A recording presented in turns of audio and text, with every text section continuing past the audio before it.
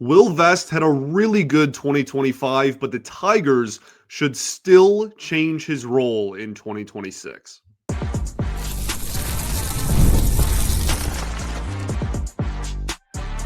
You are Locked On Tigers, your daily Detroit Tigers podcast. Part of the Locked On Podcast Network, your team every day. What is up, everybody? Welcome back to another edition of Locked On Tigers. I'm, of course, your host, Scott Bentley. Today is Wednesday, November 26th, 2025. Thank you so much for making Locked On Tigers your first listen every single day. We are free and available wherever you get your podcasts, including YouTube, part of the Locked On Podcast Network, your team every day. Today's episode is brought to you by FanDuel. Right now, new customers can bet just $5, and if your bet wins, you'll get $300 in bonus bets to use across the app. So download the app today. Welcome in, everybody. Welcome all. Happy Wednesday here on Thanksgiving Eve for those who are fans of the Tigers in the United States. Today, we talk about Will Vest. That's where we'll start.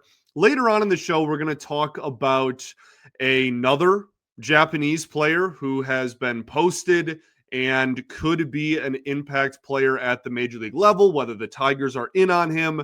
And then we will end the show by discussing some big trades that have happened around baseball over the last 48 hours. We'll start with William Vest. Will Vest just had a really, really solid season. He ends with a 3.01 ERA in 64 games played, recorded 23 saves, the most on the Tigers, 68 and two-thirds innings pitched, 75 strikeouts, and a 1.21 whip. His career ERA is now 3.56. That's spread across 5 seasons. But if you just look at the last 3 years, 2023, 24, and 25, 298, 282, 301. Like, he is consistently right around a 3 or just barely a sub 3 ERA pretty much year in and year out. And over that stretch, the peripherals and the measurements and kind of the more advanced numbers have improved in each of those years. You're seeing more swing and miss, more strikeouts this year, one of the highest K rates of his career. I think the most strikeouts he's had in a single season. You're also seeing him continue to miss the barrel of the bat. And that's something we talk about. Probably we should talk about more than honestly I do. But it's something that, depending on the pitcher, we either talk about a lot or not at all. And Will Vest, the focus was so much this year on the fact that he was really the only guy in the bullpen that could consistently get swing and miss until the Tigers got Kyle Finnegan, and then he got hurt, so that changed again.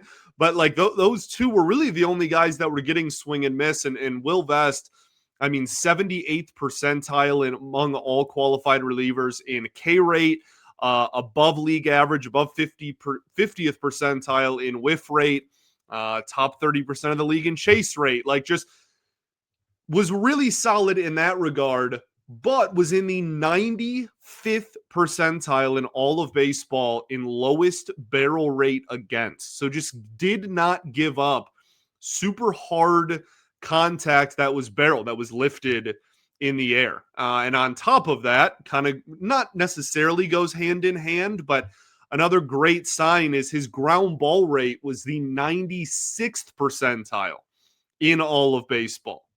Now, those two things he's been pretty solid at for most of his career, certainly the last 2 or 3 seasons. He's always been a pretty solid ground ball pitcher and a guy that doesn't get barreled up, doesn't give up a lot of home runs, etc. But this year, turned into hey, this guy's really good at this too. This guy is elite at these two things. And so I think that, paired with an above average K rate and whiff rate and chase rate, as I already mentioned, really leads you to the solid season that he had. A lot of the expected stats say that his ERA should have been even lower than it was. He honestly should have ended with a sub 3 But in the last few outings of September, kind of got hit around a little bit. Went on if you look like month to month, every month was about the same and was excellent, except for September. I guess technically March too, but he threw 1 inning in March. That barely counts. Like September is the outlier where he just had a 4.5 ERA because of, like I said, the last few innings he threw there. But was pretty consistent throughout the entire season, like 3.27, 3.24, 3.65, like was pretty consistently giving up anywhere from 2 to 4 earned runs a month, and that's a really solid reliever in today's day and age of baseball. You'll gladly take that from a back end reliever again that misses as many bats as he does. The arsenal. I mean, it really starts and ends with the fastball. He had a great slider, has always had a really solid slider, even when he was a Tiger the first time before they lost him in the Rule 5 draft and then Seattle sent him back to us. He's always had solid high velo fastball and a slider that moves a lot. It's just always been a matter of locating those pitches. And when he was young, he was just a slinger, right? As they would say for like a football quarterback, right? Like he just kind of sprayed and prayed. And in the last 2-3 years, he's gotten a lot more refined. His 4-seam fastball in 2024 was actually one of the better 4-seam fastballs from a value perspective in all of baseball. And while he didn't replicate those numbers necessarily in 2025, it was still an incredibly solid pitch that had really solid metrics to go along with it. It was really effective in pretty much all situations. Righty, lefty, didn't matter. It was his go-to pitch, and that's where he continues to find success and where he should, as long as it has, again, the measurements and the velocity that it has had over the last 6 years. There's really no way or no reason rather to go away from that path and from that pitch. The slider, like I said, has been super hit or miss over his career. He's had some years where it's been really ineffective, and then he's had years like this year where it's been really effective. Had a 40% strike rate this year, which for a pitch that isn't inherently thrown in the strike zone, like you're not trying to fill the zone necessarily with sliders, especially to lefties. That's a fantastic mark. A 206 batting average against, a 43.7% whiff rate for his slider in the year 2025 is a over 10%, almost 15% increase from what his whiff rate was for the slider in 2024. That is absolutely phenomenal.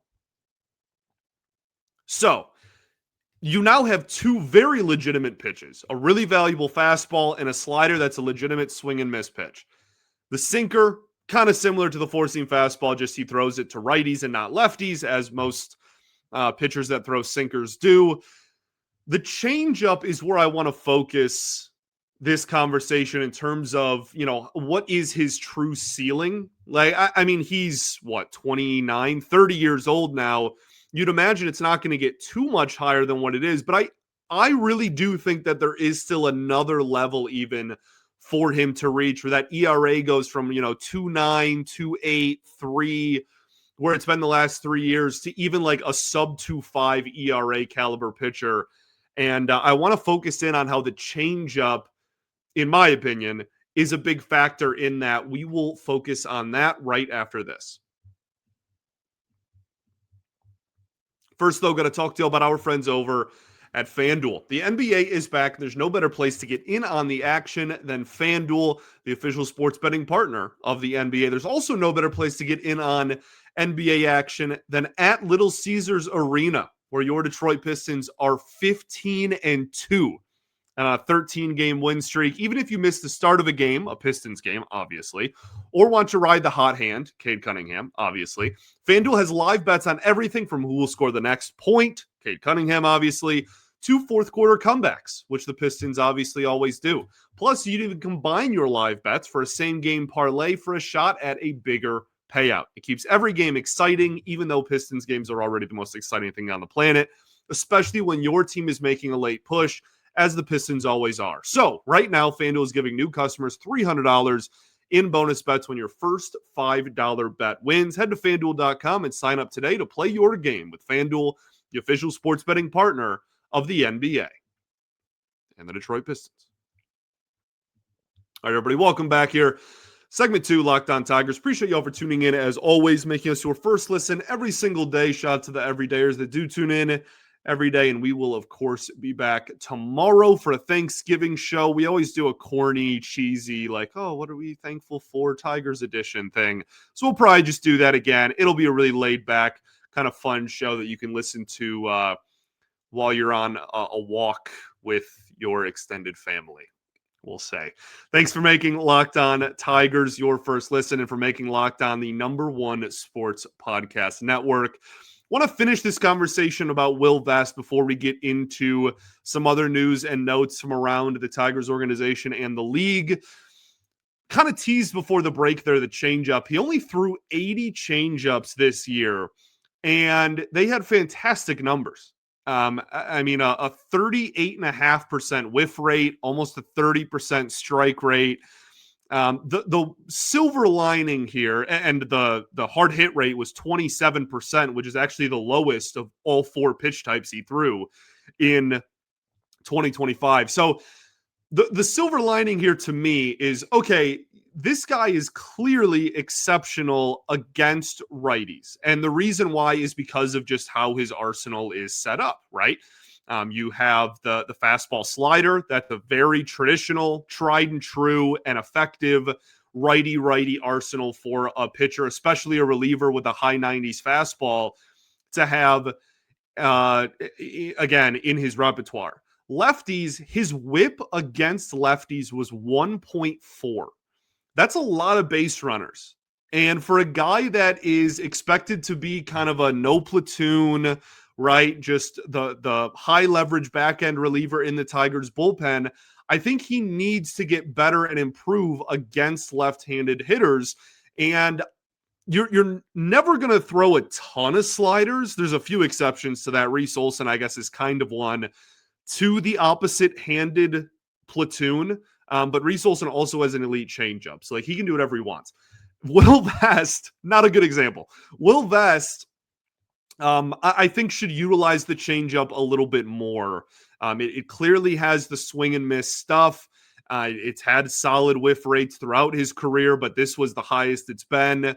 And again, it didn't get hit very hard either when compared to his other pitches. So I think as long as we keep it to just lefties, now, like, I don't know the guy. Maybe he's just like, yeah, I don't have a ton of confidence with it. It doesn't always move the way I want it to. Then just keep doing what you're doing because it's been working the last 3 seasons. But if there is an area I can kind of point to and say, how can he improve?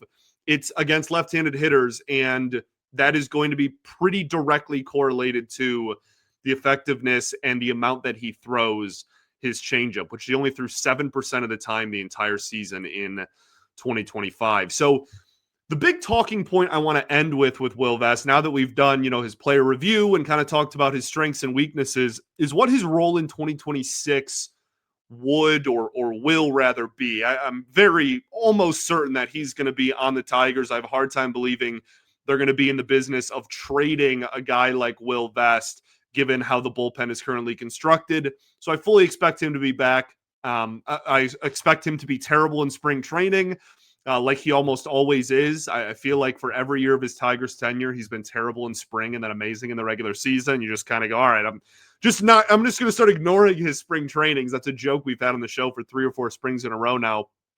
But what is his role? Is this a guy that you want to have the 9th inning, no matter who's up, and he's your best reliever?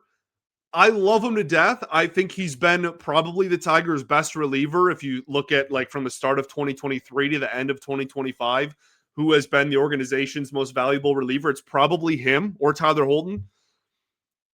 But I also think that my dream scenario and his perfect fit in this bullpen long-term, or longer term, again, he's already been here for 4 or 5 years and is 30 years old, is for him to be the number 2 at the back end of the bullpen. How awesome would it be to look into the Tigers bullpen and go, you know what? We can send Will Vest, who over the last 3 seasons has a sub-3 ERA, out there. He's going to get a ground ball or a strikeout more times than not. And it doesn't matter if you're a righty or a lefty.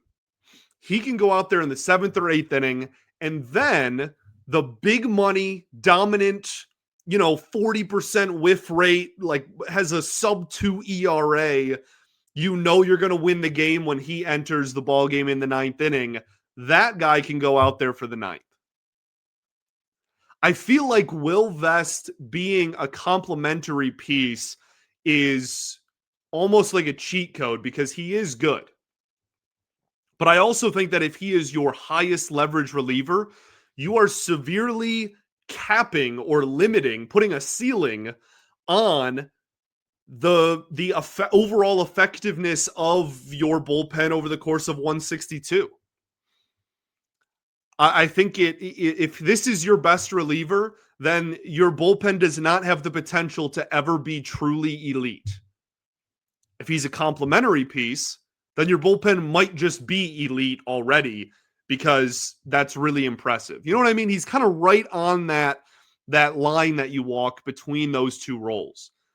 So I think it is still very much in the Tigers' best interest to get a high leverage, dominant back-end reliever that can go out and get all of the saves next year.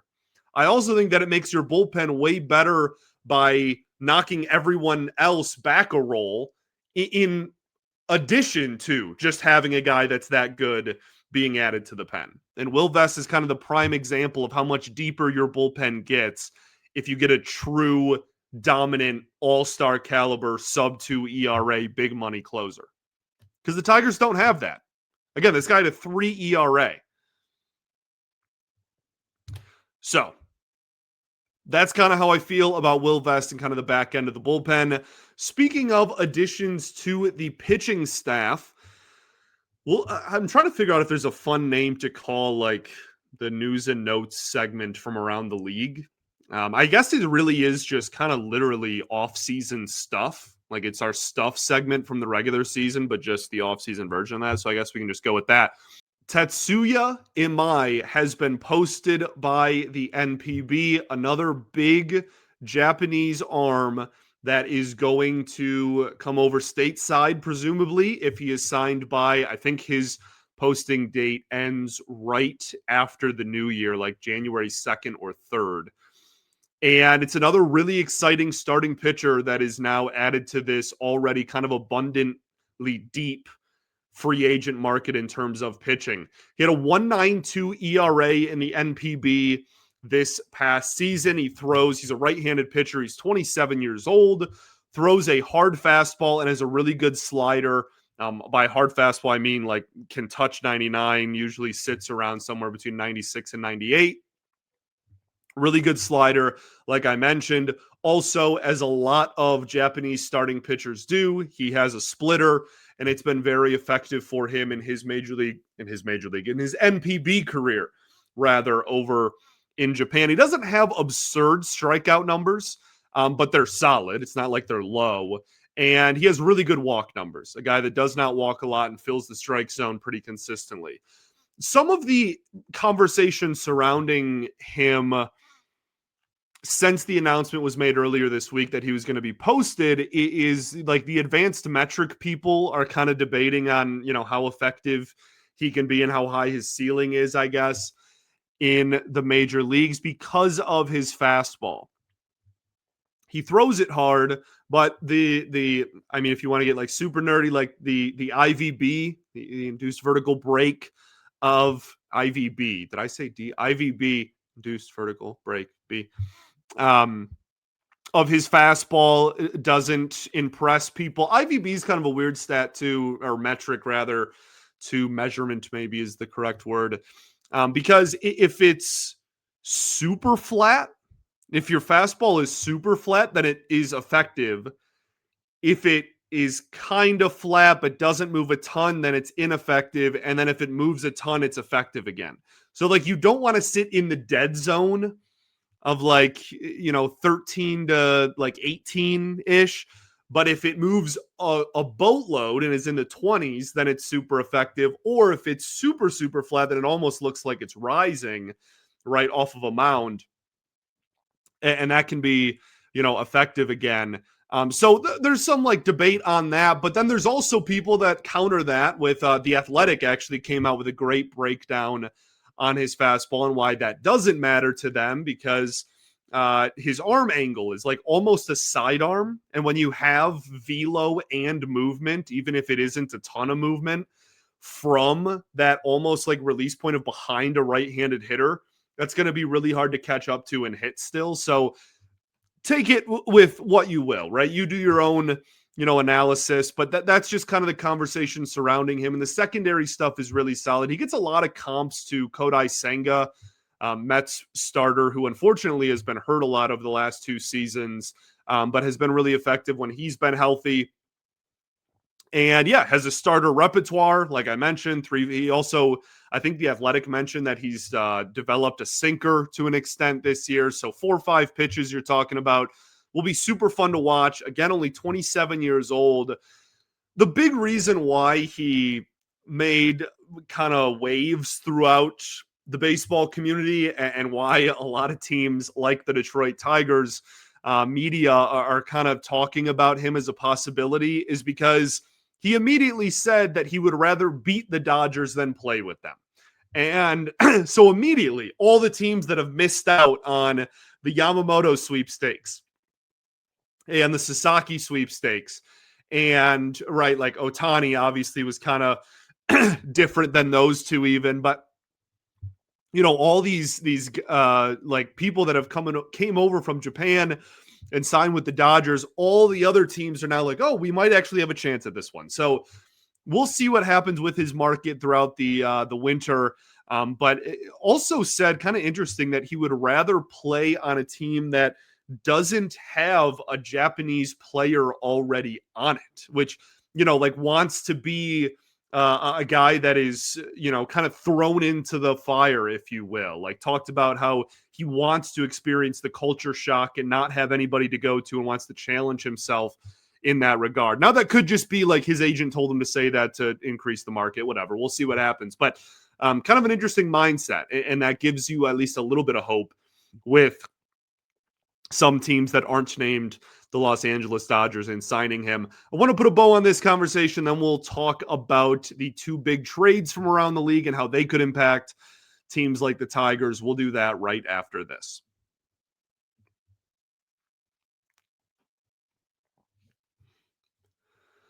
All right, everybody, welcome back here. 3rd and final segment of Locked On Tigers. Appreciate y'all for tuning in. As far as projected contract for Imai, I think there's a lot of projections that are similar to what Kodai Senga got. Also, some people that think he could get an Imanaga type deal. But Imanaga was, 31 when he came over? So it does have a few years on him in that regard. This will just be a really fun market and kind of a really exciting arm, a flamethrower that also has good secondary stuff and throws it in the strike zone. We'll see if the Tigers make a push for a guy like that. I mean, I think it would be a perfect fit, but I also think that there's probably 29 other teams that are, convincing themselves that he would be a perfect fit for them as well. 27 years old, you're getting him in his prime years. You can give him a 4-ish year deal, anywhere from 4 to really 6, and not worry about, a decline in terms of age. Have him till he's in his mid-30s. If he hits his ceiling, then, you're talking about a potential top half of the rotation guy. I'm not sure he's ever going to be like the bona fide, Cy Young caliber ace that the Tigers currently have at the top of their rotation, but I think he could be a really legit number 2 or number 3, like I said, top half of the rotation.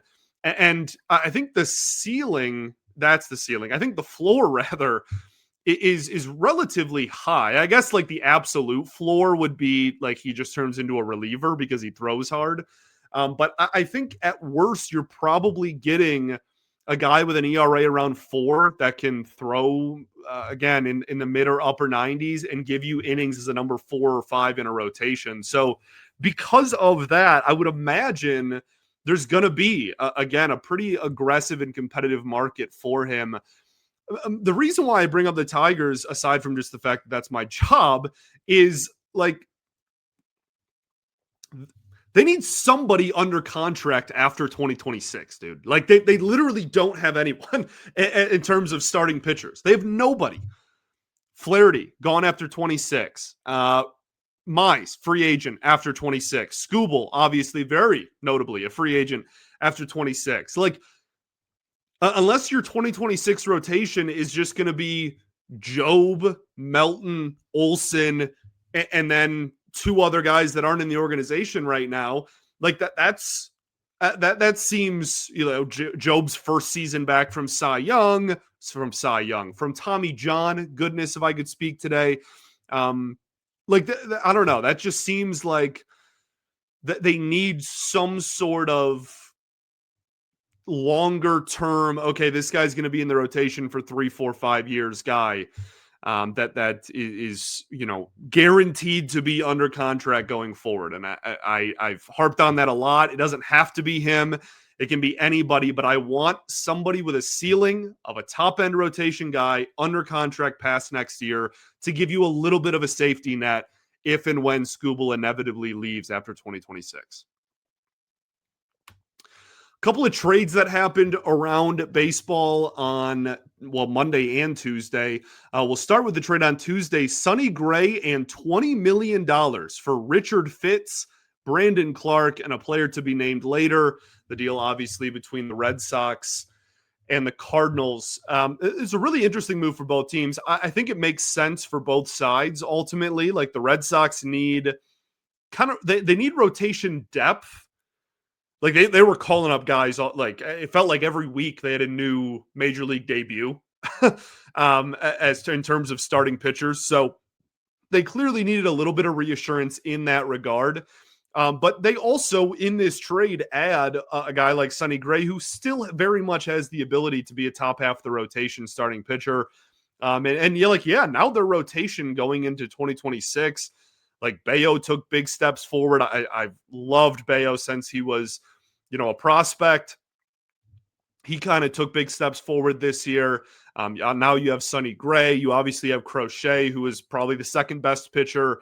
Not even probably, I think pretty objectively was the second best starting pitcher in the American League. So I like this move a lot for them. It's kind of two birds, one stone in terms of top end rotation arm and depth.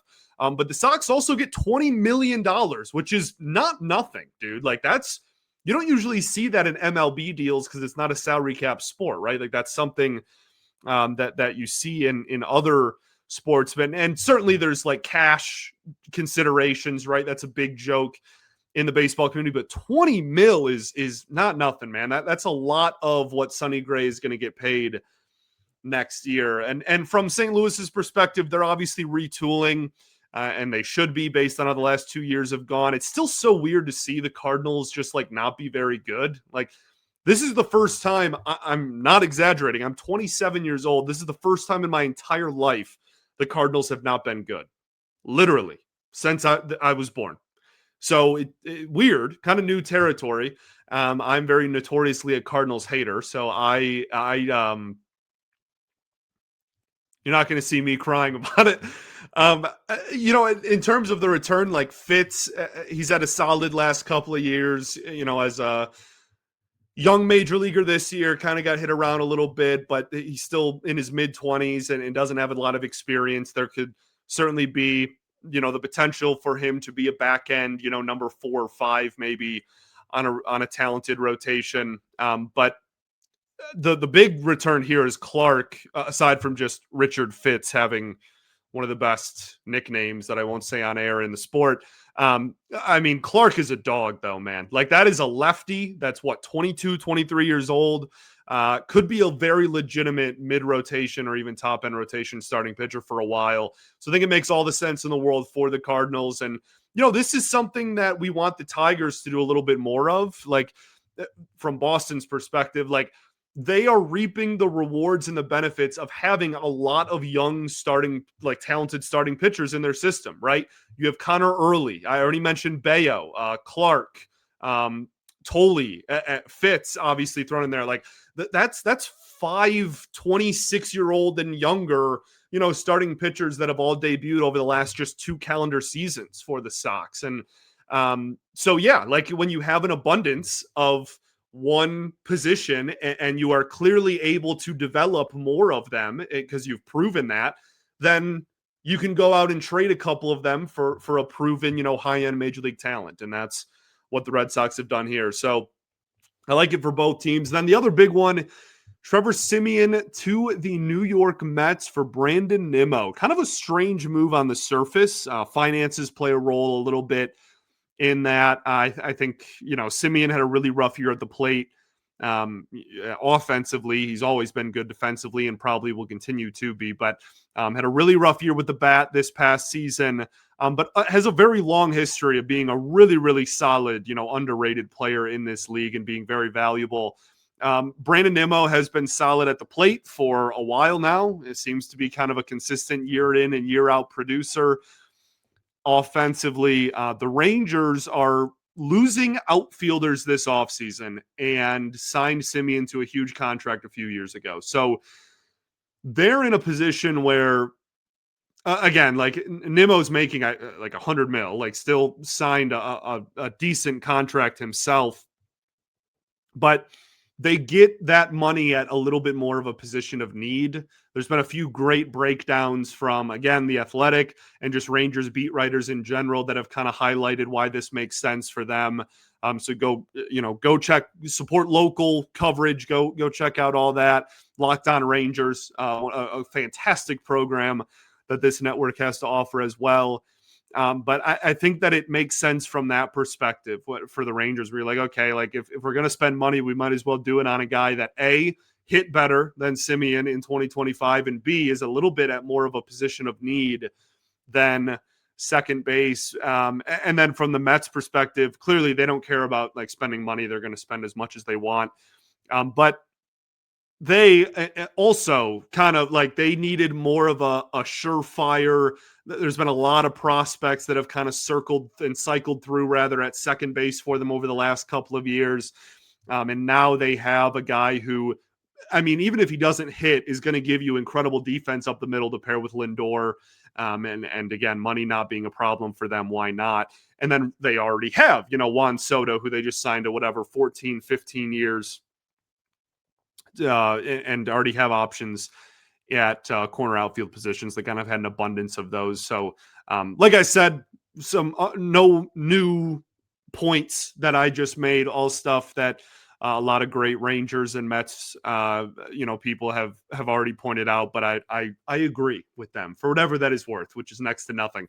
So yeah, not sure this deal really makes either team better necessarily. Like, I don't think it makes either, super like, oh wow, like this lineup just got way, way better or whatever. But I think it is, you're at least using and spending money in areas of actual need rather than areas of abundance for both teams. So thanks for making Locked On Tigers your first listen every single day. Shout out to the everydayers that do tune in every day. And we will, of course, be back tomorrow on Thanksgiving. Peace and love. Going to therapy's dope. I'll catch y'all then, baby. Go Tigers.